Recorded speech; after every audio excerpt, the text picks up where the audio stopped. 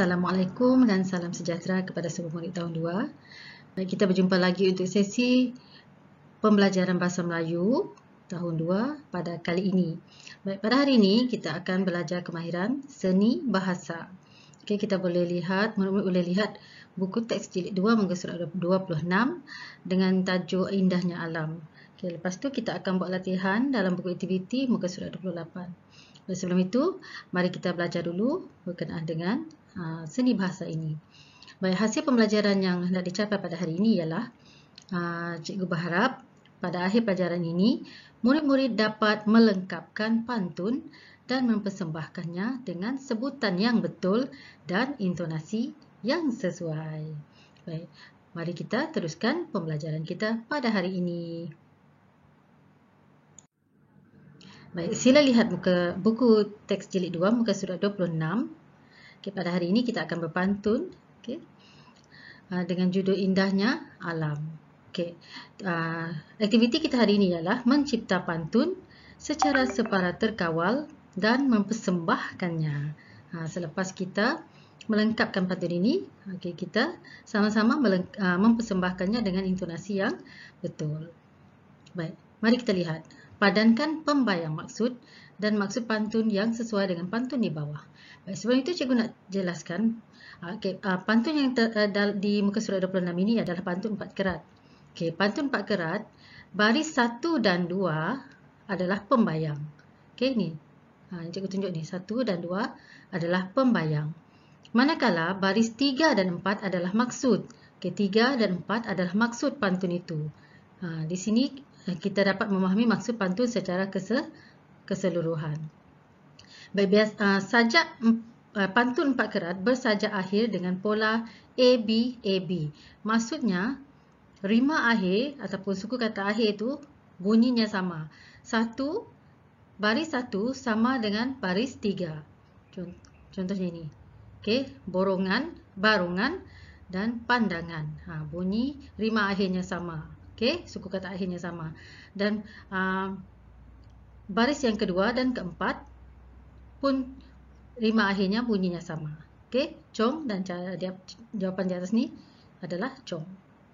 Baik, mari kita teruskan dengan pantun yang pertama ini. Pantun yang pertama ini.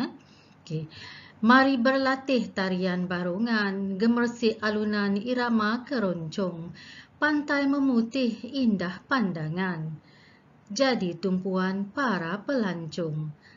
Kita nak kesan, kita nak tahu hujungnya, rima akhirnya hendaklah sama. Macam saya jelaskan tadi. Baris 1 dan 3 dan 2 dan 4. 1 dan 3 hujungnya mesti sama. 2 dan 4 rima akhirnya juga mesti sama. Itu yang dimaksudkan dengan pantun 4 kerat. Baik, mari kita lihat pantun yang kedua pula. Benih selasih mari disemai. Apa agaknya di sini? Pantai nan bersih mengundang damai. Tenangnya hati ketika berlibur. Bur, hujungnya akhirnya adalah bur, rima akhirnya adalah bur. Cari dekat atas ni mana yang ada rima akhir yang sama dengan ini. Bur. Yang ini. Daun melati jatuh bertabur. Benih selasih mari disemai, daun melati jatuh bertabur, pantai nan bersih mengundang damai, tenangnya hati ketika berlibur. Baik, pantun yang ketiga pula. Rima akhirnya yang perlu kita isi adalah baris yang ketiga. Baris ketiga masih sama akhirnya dengan baris yang pertama ini. Lam. Kita cari dulu mana rima akhir yang sama dengan baris 1 ini untuk kita isi di baris yang ketiga. Yang ini, flora dan fauna pelengkap alam. Mari kita baca bersama-sama. Pohon nona di tepi kolam, buah di dahan dipetik teruna, flora dan fauna pelengkap alam,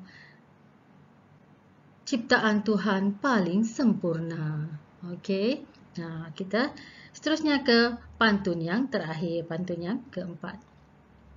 Kita nak cari baris yang pertama dan baris yang keempat. Baris yang pertama tadi, dia hujungnya masih sama dengan baris yang ketiga. Bersama. Cari yang ada rima akhirnya ma. Mana dia? Ya, yang ini dia.